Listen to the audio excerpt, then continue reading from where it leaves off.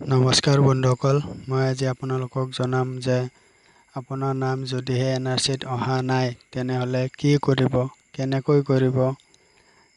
এই ভিডিঅ'টিৰ জৰিয়তে আপুনি জানিব পাৰিব সেই সকলোখিনি তথ্য। গতিকে ভিডিঅ'টো চাওক আৰু জানি লওক কেনেকৈ আপোনাৰ নাম এনআৰচিত অন্তৰ্ভুক্ত কৰিব পাৰিব। সেই বিষয়ে মই এই ভিডিঅ'টোত জনাবলৈ ওলাইছোঁ।